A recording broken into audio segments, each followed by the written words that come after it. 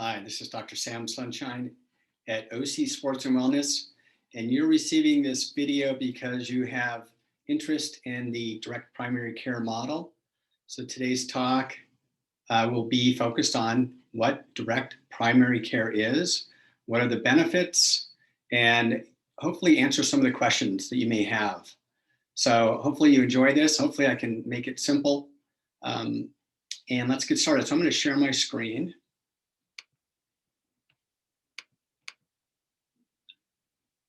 And again, the title of this talk is Direct Primary Care, an Innovative Alternative Healthcare Model.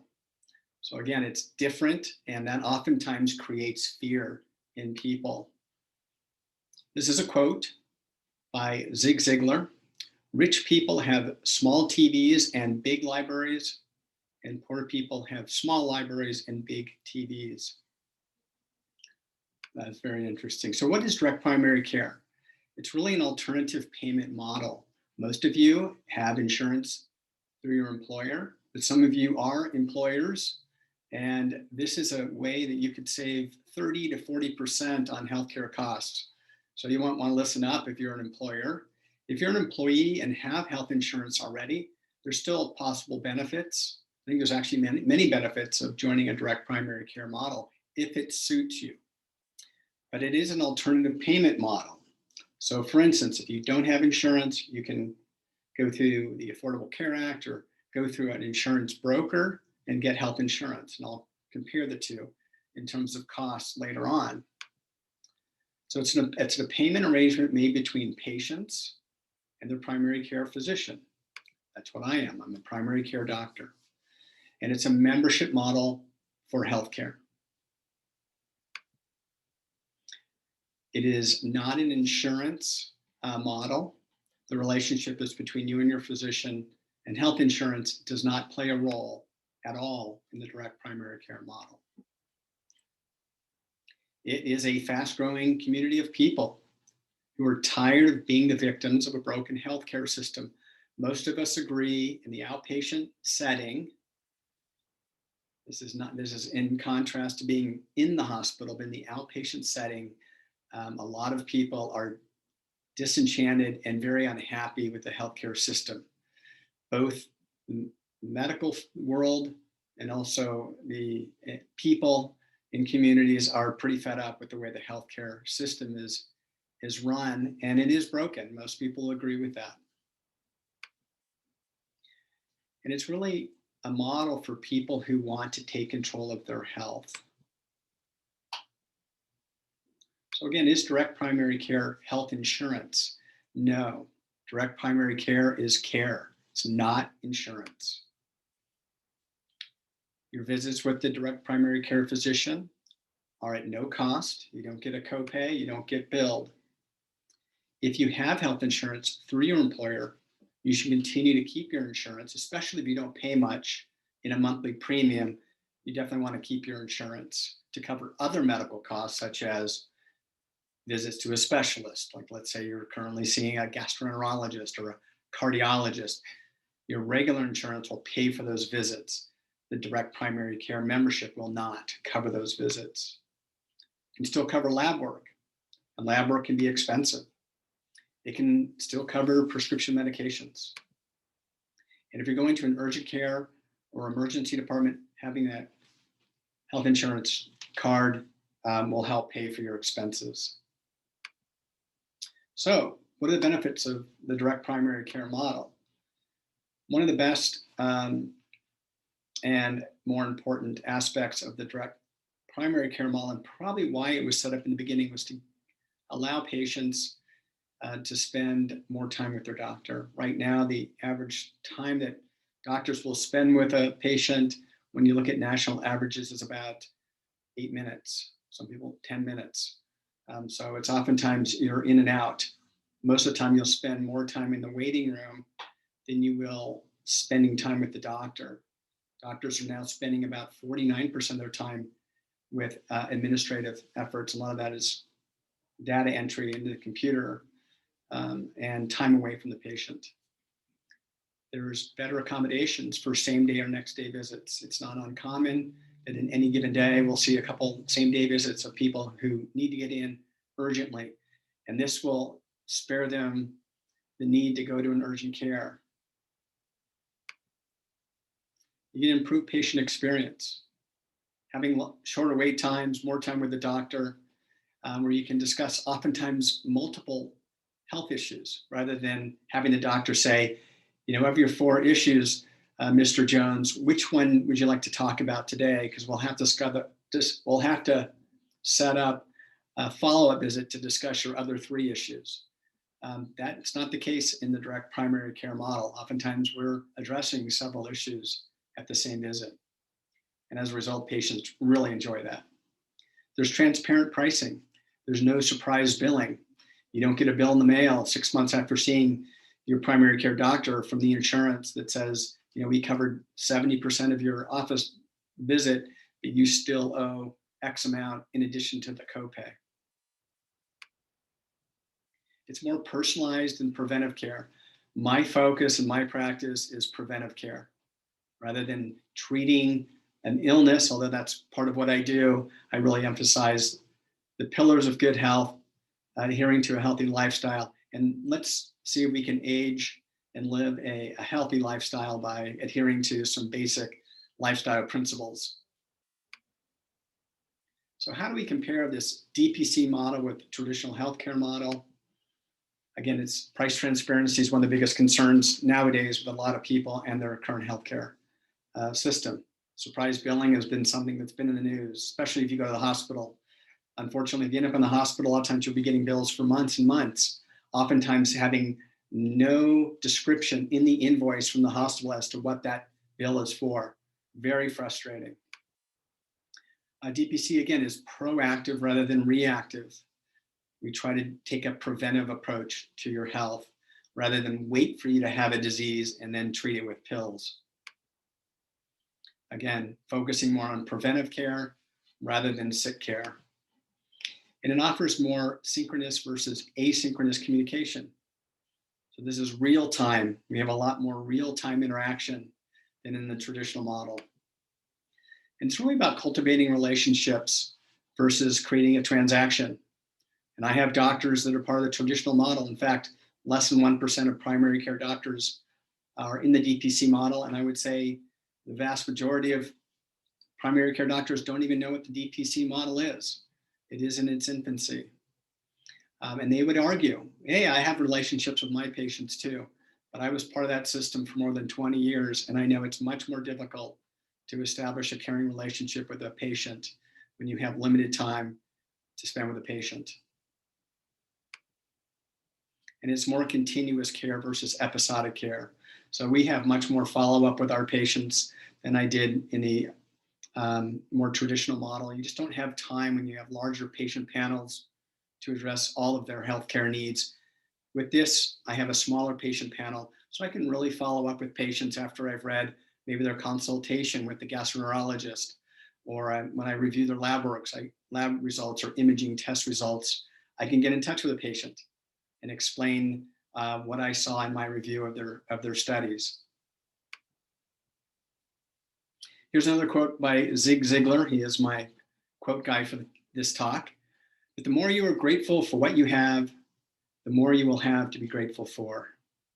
I love that quote, and I think it's so true. And with that said, I just am very grateful for, one, having the privilege of being a physician. I can't share with you, enough about how privileged I am to be a physician, and then how grateful I am to have patients who come see me. So why did I choose to adopt the DPC model? This was not a decision that came lightly. In fact, I looked at concierge models for 15 years before I decided to go with the DPC.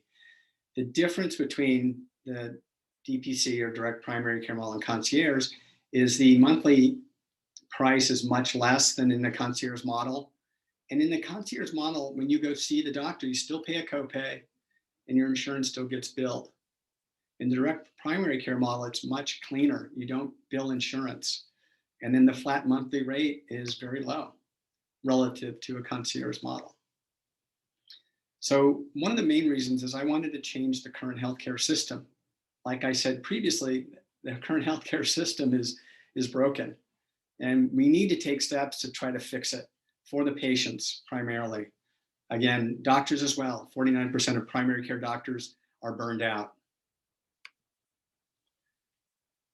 Government, health insurance, healthcare, insurance brokers, and pharma fails its customers. They're the ones that are benefiting from the current healthcare system, not the doctors and not the patients.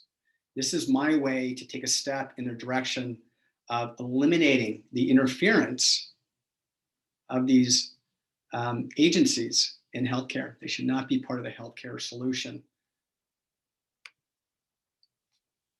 And with that said, again, the current model does not serve patients or physicians. And the current healthcare model emphasizes treatment of disease or sick care. That's the way it's been for years. And rather than the promotion of health, we have the largest budget of any country in the world for healthcare. And we spend roughly 4% on preventive care. And I think we really need to make a concerted effort to focus more on preventive care. And I don't see that changing. We rely on people being sick. And when I say we, I'm talking about big pharma, the government, hospitals. We need sick people. And that's the problem. They're in charge of how healthcare is run, and they need sick people. And this needs to be changed. And then the DPC model allows me to focus on my patients. I don't have to deal with all that insurance paperwork. And it's not just paperwork. It's phone calls, having to explain why you chose to bill a certain amount for seeing a patient. It's absolutely ludicrous. Patients don't see this because it's behind the scenes. But not having to deal with an insurance carrier is really a breath of fresh air. So really, what's the focus of the direct primary care model? As I mentioned before, it's really helping patients get the care they're looking for that they cannot find through the insurance options. The current system doesn't provide them with solutions. That's just the fact. Physicians can spend more time with their patients so they can fix problems before they become uncontrolled or before they become a disease. And it's probably hard if you're healthy and never really go see a doctor. You really don't understand what I'm talking about. But as you get older and you start to have health issues, it's a burden to try to navigate the current healthcare system. And if you're part of a direct care model, you have a physician and their staff that are on your side that really help you. And the telehealth options, again, before COVID-19 pandemic hit, telehealth was really a mainstay of the direct primary care model. With the pandemic, it really forced medical practices to adopt telehealth, and that may go away once the pandemic is over. With the direct primary care model, telehealth is the norm. And it can be very helpful, especially for busy people who travel. They can't get in to see a doctor, can't get into their office. For us to bill in the traditional model, I have to see someone in my office. That does not make sense to me. With the direct primary care model, there is no billing insurance, so having video conferencing or text messaging is fine. And again, you get improved access. It is really, again, one of the biggest points and a foundation of the direct primary care model is access. In the United States, the average wait time to see your primary care doctor is 4 to 6 weeks. And to see a specialist can take weeks, if not more than a month. And it is really hard, especially with some specialists, even in Orange County, really difficult to get in with a specialist. And studies have shown you get fewer visits to urgent cares and emergency departments. And that is very true. Now, again, with that said, there are still times you're going to need to go to the ER because I can't manage your problem and it's more acute.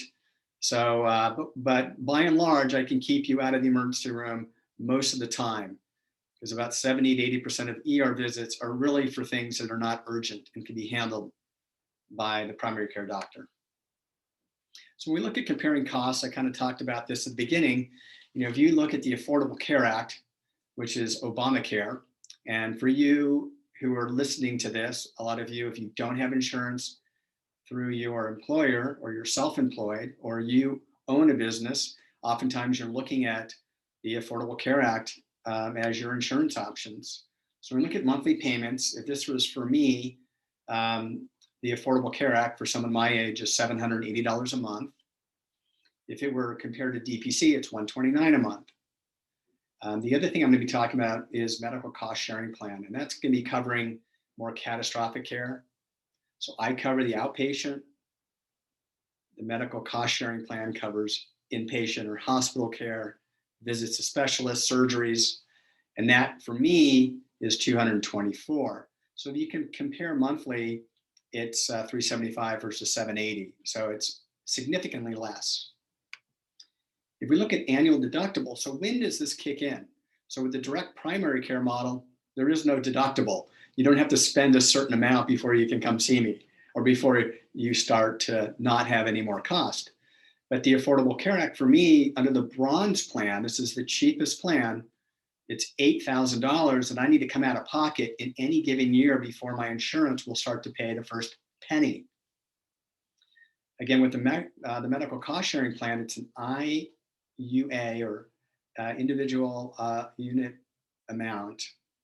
I'll be talking about that in more detail, is $500. So if I were to injure my knee and I had to go see an orthopedic surgeon, that first $500 would come out of my pocket, which is a lot less than $8,000. Now, again, the $8,000 is an annual deductible. With the IUA, that's per event. So if I have 3 injuries or 2 injuries and a hospitalization, it's $500 for each of those events. So next, we're going to talk about what is a medical cost sharing plan. This is kind of the bookend to direct primary care. Direct primary care covers outpatient visits, coming to see me in my office or texting, virtual care.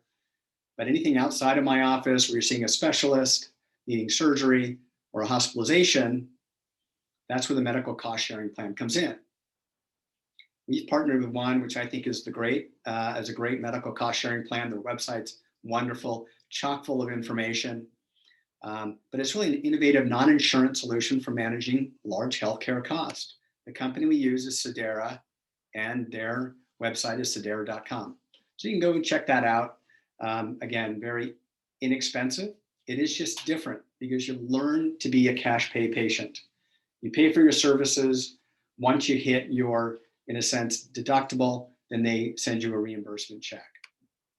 So you don't carry on a card and say, hey, here's my insurance card. But it really centers on member-to-member sharing. Everyone pools their money, and then those expenses go towards member costs. There's no physician network. So let's say a doctor says, oh, I don't take Aetna or I don't take Blue Shield. In medical cost sharing plan, because you're paying cash, you can go see anybody you like. And oftentimes they encourage second opinions when you see a specialist. If one of your doctors is recommending surgery, they'll recommend maybe a second opinion and then see what their cash pricing is for those services. Also, another nice thing is if you sign up with, for instance, Sedera, and there are various cost sharing plans out there, you can save $60 per month if you sign up with a DPC physician like me. So in essence, you'd be taking that $129 and it would be go down to $79 per month. But really, you'd be saving on the side of the of Sedera. So really makes it very affordable. The one caveat is you have to qualify. If you have a lot of health issues or you're being treated currently for, let's say, cancer, you're probably not going to qualify, or I'd say you won't qualify for being part of the medical cost sharing plan. Or if you're in the plan and then you develop a chronic health condition, oftentimes you'll be terminated from the medical cost sharing plan. And even though that may not sound fair, your next option would be to sign up with the Affordable Care Act if you're self-employed. And that doesn't discriminate, it doesn't eliminate you from getting insurance if you have a pre-existing condition. So you do have a safety net. Again, that safety net is traditional healthcare, but it's much more expensive. And then larger medical expenses are covered once you meet your initial unshareable amount. I think I said initial uncovered amount, it's initial unshareable amount. And that's, you can determine how much you want to pay. All that does is the more you pay for each need, it just brings down your monthly premium. So I wanted to bring down my IUA, so I just pay a little bit more in my premium. And then patients learn to kind of say, hey, I'm a cash paying patient, which is very foreign to most people, for services that are reimbursed by the plan. So again, you just become familiar with how the plan works, that you learn to pay cash. And cash is not that bad. And in this slide, I'm going to kind of compare some of the cash services versus insurance services and the cost of these different services. So this is a surprising realization that very few patients know anything about.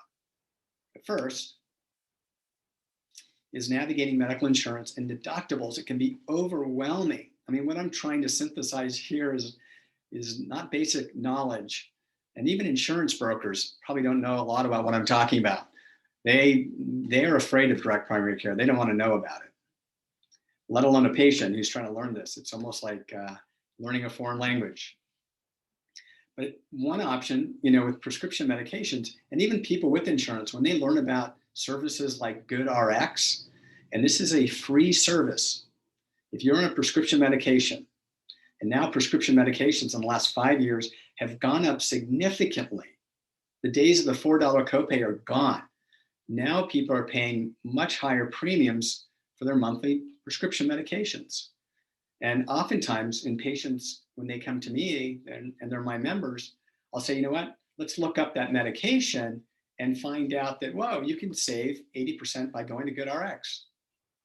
So that's just one example of some of these pharmaceutical savings plans that, again, are free. How about if you need an MRI? For instance, if you go through insurance, you have a high deductible and you haven't met your deductible, you're going to get a bill for $1,200 to $1,500 on average for that MRI. If you pay cash and shop around to different imaging centers, you'll pay under $500. And that's significant savings. The downside, if you do pay cash, it doesn't go towards your deductible. I think I say that later. Paying cash for labs. I had a lady, and we did standard blood work with a hormone panel, and she got a bill from Quest Diagnostics for $2,700. And what we did is we called our rep and said, we're going to convert her to a cash pay patient, and it was $240. That is dramatic savings. Most people aren't aware of that, but we have a relationship with Quest and LabCorp where people pay us first and their labs are discounted significantly. Again, paying with cash eliminates the fees and the premiums that are associated with insurance carriers. I mean, that's why everything is, in essence, amplified. The costs are amplified when you use your insurance. And paying for services with cash, again, does not go towards your annual deductible. So you got to be aware of that. There's benefits, but if some people know they're going to meet their $8,000 annual deductible, they may just start to contribute to that and then hopefully utilize their insurance after they've met that deductible. But for healthy people, you probably never meet that deductible unless you need a surgery. Here's another quote by Zig Ziglar that I like, and it's, you can have everything in life that you want if you just give other people what they want. So what doesn't DPC cover? This is always a question, so pay attention. If you're a patient of mine, we do not cover for lab testing. That is an expense that the patient has to cover. Again, if you have regular health insurance, they will cover that once you meet your deductible. We do not cover prescription medications or supplements. We do not cover preventive procedures such as colonoscopy. And if you have regular insurance, that should be covered at no cost to you. We do not cover your visits to the urgent care, emergency department, or to a medical specialist. We simply just cover your visits with our office. We don't cover visits to physical therapy, massage therapy, or chiropractic care. We don't cover fitness testing. We do a fair amount of fitness testing or VO2 max testing in our office, and that is not covered. However, just to add on to that, if you have insurance, or certainly Medicare, if you're over 65, generally these are covered services. Most of the time, most insurances will cover fitness testing. We just simply give you a super bill that you submit to your insurance and you get paid back for that visit. So what does my DPC membership cover? So this is, again, comparing this with other insurance-based systems. Obviously, all your in-office visits, text messaging, and virtual visits.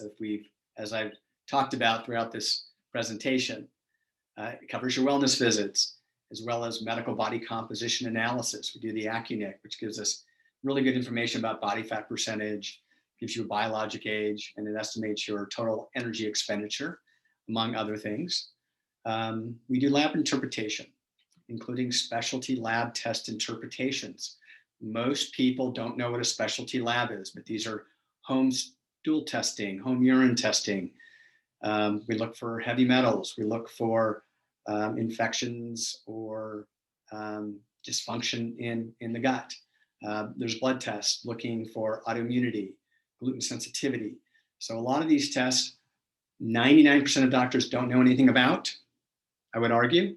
It's not being taught in medical schools. And most doctors who do order these tests for you will charge you a pretty substantial fee to review those studies with you. With me, that's no cost. Huge benefit. If you are on testosterone replacement and you're a man, because testosterone injections are not recommended for women. The medication is included, but we have a handful of gentlemen that come in every week and get their testosterone injections. This way they don't have to deal with syringes, needles, needle and syringe disposal. They come in and they get the injection. Very, very nice. Cryotherapy, which is freezing things with liquid nitrogen for most skin lesions like actinic keratosis. We do laceration repair, cortisone injections if necessary at no cost. What about discounted treatments for members? We do IV vitamin C drips and glutathione pushes for people who would like those treatments. You get discounts on prolotherapy and platelet-rich plasma injections for joint arthritis and for degenerated tendons. You get discounts on hormone pellet therapy, which is great. It's a significant savings. And then you also get discounts on VO2 testing, fitness testing that we do here at the office. So we've been doing this for a little over a year. And what have we learned from our first year as a direct primary care? First of all, I must say that it was a leap of faith to go in this direction. And what I've really realized is most people don't care to learn about it. And most people are afraid of making any change. Most people are very comfortable with the insurance model because it's what they've become familiar with. It's what they've learned about. And most people are afraid of change. And this will be something that over time, people understand, hey, there's options. And they might find that the traditional health insurance model suits them well. That's great. Other people may say, wow, if I compare the two, I have substantial savings. And I get to go to this doctor who's got years of experience, or he specializes in functional medicine, or he's fellowship trained in sports medicine. Those are some of the benefits you get from coming to my office. But what we've learned first and foremost is that patients have more immediate care. Oftentimes people call in the mornings and they're seen within an hour or two. I can't guarantee that, especially if it's Friday at 5 o'clock. I do have a few patients who traditionally contact us Friday afternoon, and it's unlikely we'll be seeing you, but it's one of those things, most of the time we can manage your care over the phone. Again, same day or next day visits for urgent matters is becoming the norm. Longer visit times and shorter wait times. It's rare for people to wait more than 5 minutes in our waiting room. As a patient myself, I'll routinely wait an hour before I see the doctor. And there's an improved patient experience. People really enjoy the fact they get to spend time with their doctor and they don't feel rushed, and they get their questions answered. And that's one of the prideful things I have about this model, is it really affords me the time to give people that wonderful experience. And there's that ability to really build a personal relationship with each patient. And I think that is missed in the traditional healthcare model. Unless you're really sick and you're seeing your doctor once or twice a month. But in reality, most care is so episodic that when you do go to a doctor's office, oftentimes you see somebody other than the doctor that you're assigned to. And there's improved patient communication with text messaging and virtual visits. It just makes it so much easier. And again, the patient experience is just amplified. And we're really better able to help patients navigate their path to better health. Our practice is really set up to help govern an understanding of what true health is, whether it's doing a fitness test, which is the gold standard for health and longevity. The more fit you are, the fewer medications you're going to be on, and the longer you're going to live compared to people who are unfit. Really hammering down the pillars of good health, which is proper sleep, daily exercise, eating real food, and reducing stress. That's what we emphasize over and over again. And it's the patients who understand that concept that really tend to be attracted to our practice. So this is a quote by Garrison Bliss, and he was one of the founders of the whole direct primary care concept. And I think he started the concept in the late 90s. But what he said is, and he's now retired. He recently just retired, which I think for his patients was very sad, but he was able to pass his practice on to other direct primary care practitioners. And he was up in Seattle. And he says, when I go to work, I'm not simply going to a job, I'm on a mission. And that's how I feel with my practice. I'm not simply going to a job, but I'm really trying to change the way healthcare is practiced in the United States, one patient at a time. And it will take years, I think, to grow this practice and mold it in a way that patients will really come to expect this as the norm. And it will force other practices to change the way that they're currently practicing, because it's ineffective and it doesn't serve patients or the doctors. So I want to thank you for listening. Hopefully this answers your questions. Certainly if you're a prospective patient and you want to learn more, you can go to our website, ocsportsandwellness.com, and click on the direct primary care button at the top. And if you are somebody who's on the fence, certainly, again, if this doesn't answer your questions, again, doing a cost benefit analysis, what are your needs? What kind of doctor do you want to work with? Again, most people say, I don't want to work with a doctor. I don't even want to see a doctor, but that's not reality. The reality is you're going to need, at some point in your life, probably an attorney, an accountant, and a physician. You want to make sure those people are vetted and they practice what they preach. So again, thank you for listening. It's been a pleasure. Let's see.